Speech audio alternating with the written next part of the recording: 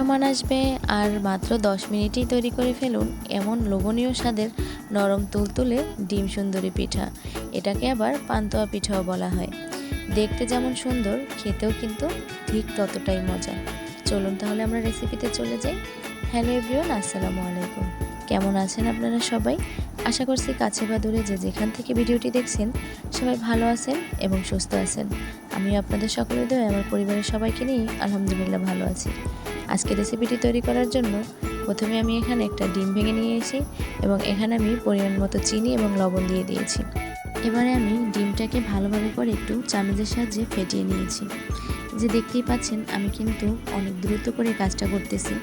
এরকমভাবে একটু ডিমটা ফেটিয়ে নিলে পিঠাটা খেতে অনেক বেশি মজা হয়। তো এই পর্যায়ে আমি এখানে দিয়ে দিলাম চালের গুঁড়ো। বন্ধুরা অবশ্যই কিন্তু চেষ্টা করবেন চালের গুঁড়োটা দেওয়ার জন্য। চালের গুঁড়োটা দেওয়ার কারণে কিন্তু এই পিঠাটা একটু ক্রিস্পি হবে। তো এরপরে এর মধ্যে দিয়ে দিলাম পরিমাণ মতো আটা। যে পরিমাণে চালের গুঁড়ো নিয়েছি তার অর্ধেক পরিমাণে আটা নিয়ে নিয়েছি। এবারে আমি চালের গুঁড়ো এবং আটাটা ভালোভাবে করে ডিমের সাথে মিশিয়ে নিচ্ছি। বন্ধুরা এখানে কিন্তু চালের গুঁড়োর থেকে আটার পরিমাণটা একটু কমিয়ে নেবেন। তো এর মাঝে আমি এখন দিয়ে দেব গুঁড়া দুধ। গুঁড়া দুধটা আপনারা চাইলে স্কিপ করতে পারেন। গুঁড়া দুধটা দিলে এর স্বাদটা ভালো লাগে। এবারে আমি এর মধ্যে দিয়ে দিলাম লেবুর রস। বন্ধুরা চেষ্টা করবেন লেবুর রসটা দেওয়ার জন্য। লেবুর রসটা দেওয়ার কারণে কিন্তু ডিমের যে একটা গন্ধ থাকে ওই গন্ধটা কিন্তু আসবে না, পিঠাটা খেতে অনেক বেশি মজা লাগবে। তো এরবারে আমি দিয়ে দিলাম নর্মাল পানি। আপনারা চাইলে এখানে দুধটাও জাল করে তারপরে দিতে পারেন। তো আমার হাতের কাছে ছিল না, তাই আমি এখানে পানি ব্যবহার করেছি। এবারে আমি এখানে একটা পাতলা ব্যাটার তৈরি করে নিব। বন্ধুরা এই পিঠাটি দেখতে যতটা সুন্দর লাগবে খেতেও কিন্তু অনেক বেশি দারুণ লাগবে। তাই আমি আশা করছি আমার রেসিপিটি ফলো করে যদি আপনারা এই রেসিপিটি ট্রাই করেন তাহলে দেখবেন যে রেসিপিটি আসলে কতটা দুর্দান্ত এবং মজার হয়। আমি সবসময় চেষ্টা করি আপনাদের সাথে খুব সহজভাবে কিভাবে নতুন নতুন রেসিপি ট্রাই করবেন। তো বন্ধুরা এই যে দেখুন আপনাদের সাথে কথা বলতে বলতে কিন্তু আমার একটা ব্যাটার তৈরি হয়ে গিয়েছে। এই যে আমি চামচের উপর একটু লাগিয়ে দেখাচ্ছি আমার ব্যাটারের পরিমাণটা আমি কতটুকু রেখেছি। এবারে আমি ওই ব্যাটারটা থেকে কিছুটা ব্যাটার আলাদা করে নিচ্ছি। এখানে আমি যে আলাদা একটা বাটিতে করে কিছুটা ব্যাটার তুলে নিচ্ছি। বন্ধুরা এখানে আমি যে কাজটা করব এটা সম্পূর্ণই অপশনাল। এখানে কোনো টেস্টের কমতি হবে না, একটু দেখতে সুন্দর লাগবে এই জন্য আমি কাজটা করতেছি। এখানে আমি অরেঞ্জ ফুড কালারটা ব্যবহার করেছি যাতে করে ডিমের পিঠাটা যখন বানাবো দুই কালারের হবে, দেখতে সুন্দর লাগবে। এটা কিন্তু সম্পূর্ণই অপশনাল, আপনারা চাইলে ব্যবহার করতে পারেন ফ্রুট কালার, আর যদি না চান তাহলে না ব্যবহার করলেও অসুবিধা নেই। এবারে আমি ফ্রুট কালারটা এই মিশ্রণের সাথে ভালোভাবে করে মিশিয়ে নিচ্ছি। আর দেখুন এই যে এই মিশ্রণটা কালারটা কতটা সুন্দর দেখা যাচ্ছে মাশাআল্লাহ। এবারে আমি এই যে দেখুন দুইটা ব্যাটারি একটা সাইডে রেখে দিলাম। এবার আমি চুলার উপরে একটা কড়াই বসিয়ে হালকা একটু তেল দিয়ে দিলাম। এবারে আমি ওখানে একটা ডিম ভেঙে দিয়ে দেব। তেলটা যখন গরম হয়ে যাবে এবারে আমি গরম তেলের মধ্যে একটা ডিম ভেঙে দিয়ে দিচ্ছি। যেমনভাবে আমরা নর্মালি ডিম পোস্ট করি ওরকমভাবেই কিন্তু আমরা একটা ডিম পোস্ট করে নিব। তো এখানে আমি যে কাজটা করেছি এই যে উপর থেকে একটু লবণ দিয়ে তারপরে কুসুমটা একটু ভেঙে দিচ্ছি যাতে করে পিঠাটা দেখতে সুন্দর লাগে। আপনারা চাইলে এভাবেও রাখতে পারেন, কিন্তু আমি একটু ডিমের কুসুমটা ভেঙে দিছি যাতে করে দেখতে সবগুলো পিঠা সুন্দর হয়। তো এবারে আমি ডিমটাকে একটু ভেজে নিব হালকাভাবে। ঘরে থাকা অল্প কয়েকটি উপকরণ দিয়ে যে খুব সহজে তৈরি হয়ে যায় এই মজাদার পিঠাটি। যদি হঠাৎ মেহমান আসে তাহলেও কিন্তু আপনার কোনো চিন্তা থাকবে না।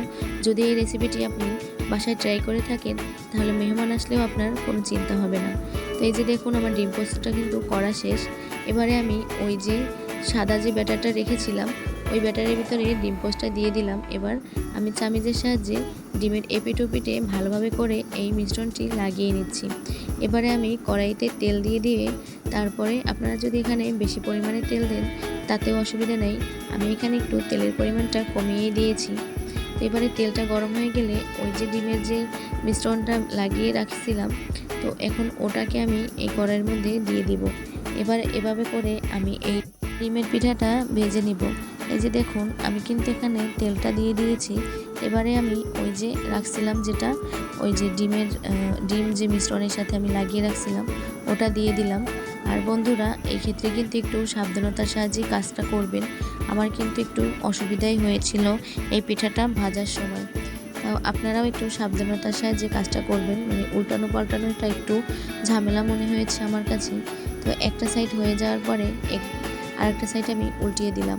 তো এই কাজটা কিন্তু বেশি সময় লাগে না, অল্প সময়ের মধ্যেই কিন্তু এই পিঠাটা আপনারা বাসায় তৈরি করে নিতে পারবেন। এবারে এই যে দেখুন সাদা মিশ্রণটা আমার যখন ভাজা শেষ হয়ে গেছে এপিঠ ওপিঠ।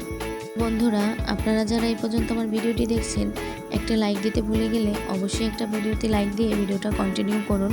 আপনাদের একটা লাইক আমার অনেক বেশি উপকারে আসবে।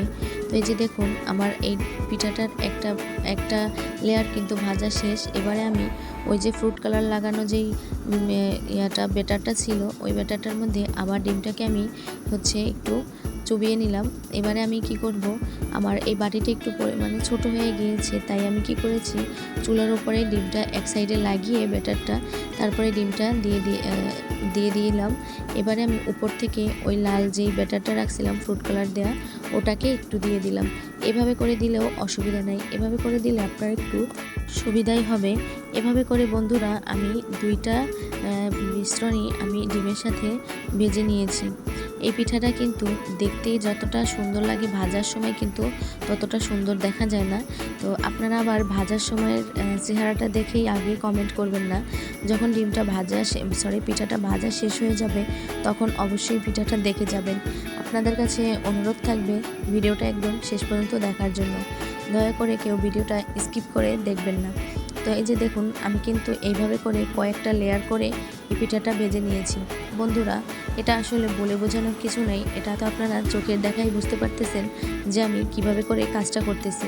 একই প্রসেসে কিন্তু আমি বারবার করে যতক্ষণ পর্যন্ত আমার এই ব্যাটারটা ছিল ততক্ষণ পর্যন্তই কিন্তু দুইটা ব্যাটারি এপিট ওপিট করে মানে দুইবার করে মানে ভেজে নিয়েছি। তো এই যে দেখুন আমি কিন্তু ওই সেম প্রসেসেই কিন্তু কাজটা করতেছি। আপনারা তো দেখেই বুঝতে পারতেছেন যে আমি কাজটা কিভাবে করতেছি। ভিডিওটা কিন্তু শেষ পর্যন্ত দেখার অনুরোধ রইল।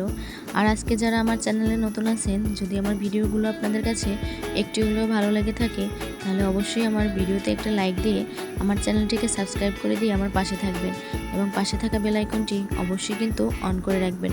এতে করে আমার নতুন নতুন ভিডিওগুলো আপলোড করার সাথে সাথেই আপনাদের কাছে নোটিফিকেশন চলে যাবে এবং আপনারা সাথে সাথেই কিন্তু ভিডিওটা দেখতে পারবেন। আর যারা আমার চ্যানেলটিকে সাবস্ক্রাইব করে দিয়ে শুরু থেকেই আমার পাশে আছো তোমাদের সকলকে জানাই অসংখ্য ধন্যবাদ। তোমরা সবসময় আমার পাশে থেকো এবং এভাবেই সাপোর্ট করে যেও। তো বন্ধুরা দেখেই তো বুঝতে পারতেছো আমি কিন্তু পিঠাটা এভাবে করে কয়েকটা লেয়ার কিন্তু ভেজে নিয়েছি।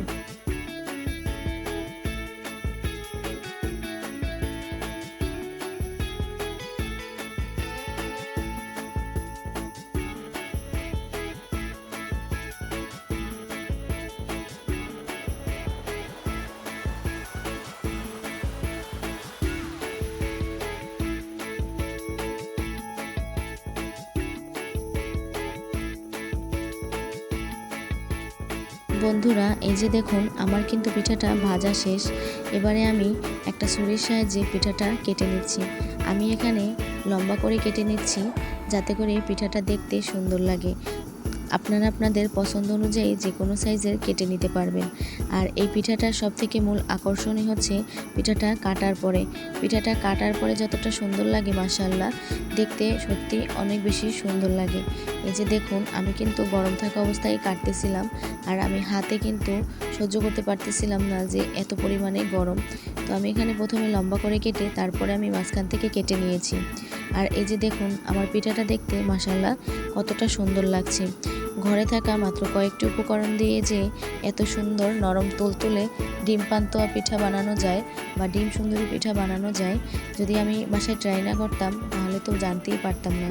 আপনারাও বাসায় যদি মেহমান চলে আসে মাত্র 10 মিনিটের মধ্যেই এই নরম তুলতুলে ডিম পান্তুয়া পিঠাটি বানিয়ে নিতে পারেন। আর বাচ্চাদেরকে টিফিনেও কিন্তু এই হেলদি নাস্তাটি দিতে পারেন। অনেক বাচ্চারাই আছে যারা ডিম পছন্দ করে না, ডিম খেতে চায় না। তার জন্য কিন্তু এইরকমভাবে যদি ডিমের এই রেসিপিটি তৈরি করে দেন তাহলে কিন্তু কোনো কথাই হবে না। ওরা কিন্তু দেখতে যেহেতু সুন্দর লাগে পিঠাটা, তাই ওরা কিন্তু অনায়াসেই খেয়ে ফেলবে। আর আপনার পরিবারের সবাইকে যদি একবার হলেও এই পিঠাটি বানিয়ে খাওয়ান তাহলে সবাই কিন্তু আপনার প্রশংসা করবে। তাই আর দেরি না করে আমার রেসিপিটি ফলো করে খুব অল্প সময়ের মধ্যে এবং অল্প উপকরণেই এই রেসিপিটি তৈরি করে ফেলুন। আজকে ভিডিওটি এখানেই শেষ করছি। আল্লাহ হাফেজ।